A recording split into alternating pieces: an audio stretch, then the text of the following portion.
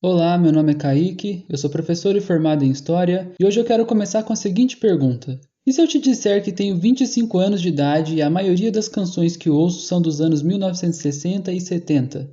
Sua reação vai depender da sua experiência particular, mas já vi pessoas com idades próximas à minha fazerem caretas e responderem coisas do tipo: Nossa, que chato, música de velho. Isso normalmente vem de pessoas jovens. Por outro lado, é comum perceber um contraste com pessoas mais velhas. Pense na sua avó ou naquele tio mais velho saudosista que romantiza o passado e diz frases do tipo: No meu tempo que era bom, no meu tempo as coisas não eram assim, as coisas eram melhores. Provavelmente se referindo a algum período da segunda metade do século XX. E quem nunca admirou alguma cena de representação de centro urbano antigo, com roupas elegantes e carros antigos que com certeza eram esteticamente mais interessantes e coloridos que os atuais? Ou uma cena no campo com uma paisagem que faz a gente suspirar de tão bela?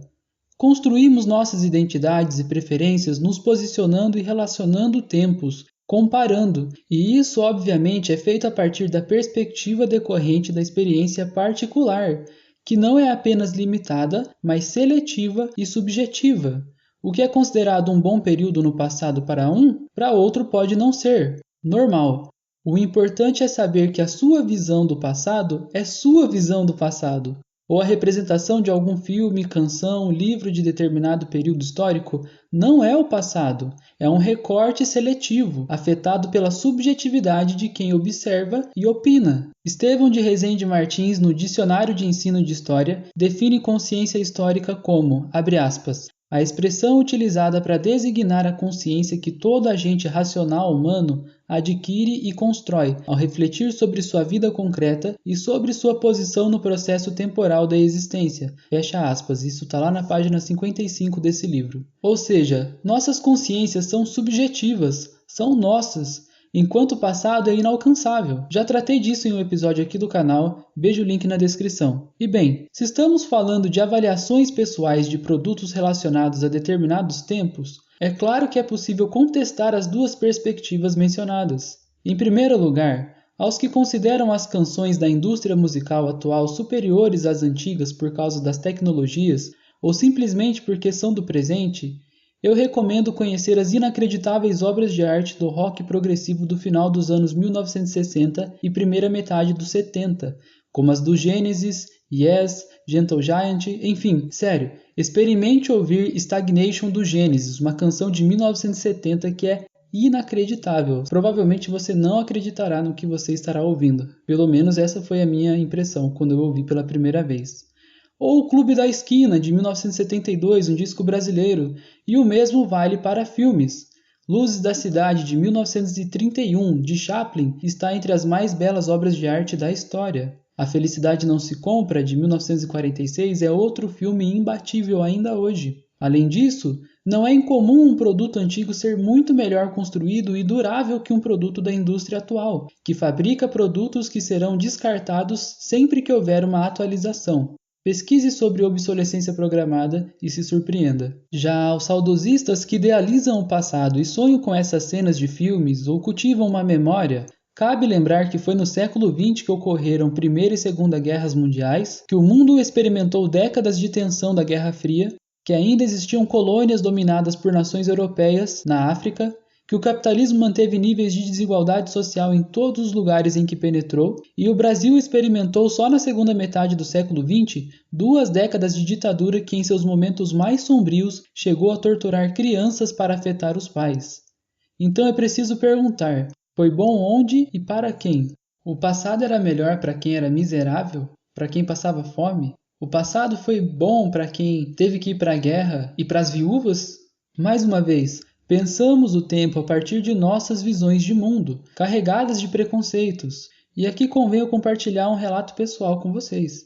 Quando eu estava na escola, até o final do meu período escolar na adolescência, eu tinha um preconceito muito bobo e que é reproduzido por muita gente. Eu pensava que as pessoas que viveram no passado eram menos inteligentes que as pessoas de hoje. Por quê? Porque hoje nós temos acesso a diversas descobertas, temos acesso a diversas tecnologias, a conhecimentos que não estavam muitos deles disponíveis no passado. Então é como se houvesse uma linha do tempo por trás do meu ponto de vista, ascendente, que fosse da antiguidade apenas subindo até o período atual, que seria o auge da inteligência humana. Só que isso é totalmente falso.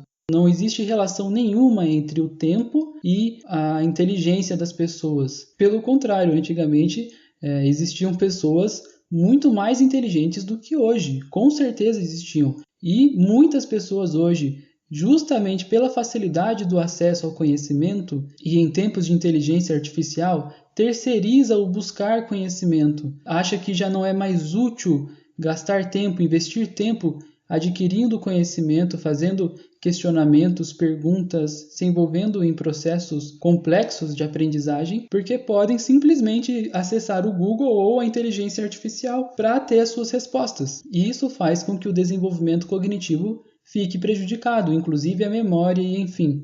São várias outras questões que advêm dessa nova forma de lidar com o conhecimento na contemporaneidade.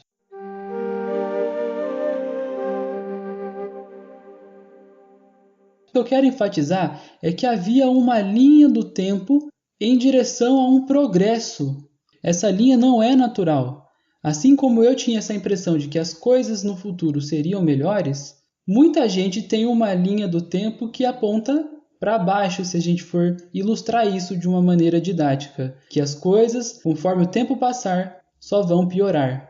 São os saudosistas e aqueles que romantizam o passado que era bom e agora nós estamos piorando. Mas essas linhas são imaginárias, elas não são reais. Elas foram construídas no tempo e são apropriadas pelas pessoas de acordo com as suas experiências pessoais. Segundo o historiador Antoine Prost em 12 lições sobre a história, a cristandade, o mundo cristão, já pensou o tempo como estático. Não havia novidades significativas no horizonte. E mesmo com os renascimentos e as redescobertas de obras antigas das culturas gregas e romanas, essas obras eram consideradas o auge da produção humana.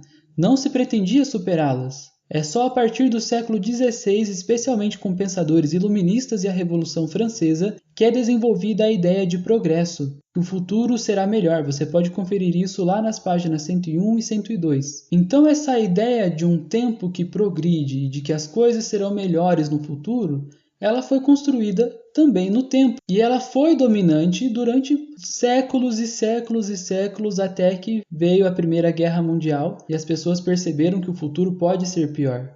E então a Segunda Guerra Mundial, antes disso a crise de 1929, e que afetou décadas, provaram o contrário. Catástrofes podem acontecer e o futuro pode ser pior. Então, se fôssemos ilustrar algo mais condizente com a realidade, seria algo como essa imagem que está projetada aqui para vocês. Diversos pontos de vistas que interpretam a sua história, a sua vida, como tendo momentos bons, momentos ruins, momentos de progresso, momentos de regresso. E por que falar sobre isso? Ora, todo período histórico tem suas contradições. Sempre que pensamos o presente, o passado ou o futuro, estamos nos projetando nesses pensamentos. Ter consciência disso, de que nossas consciências também têm história, pode nos privar de uma ingenuidade ignorante e prejudicial para o senso crítico. Além disso, a consciência histórica refletida permite que nos percebamos como agentes históricos, pessoas que agem, que têm capacidade de se movimentar na história, de gerar rupturas no tempo.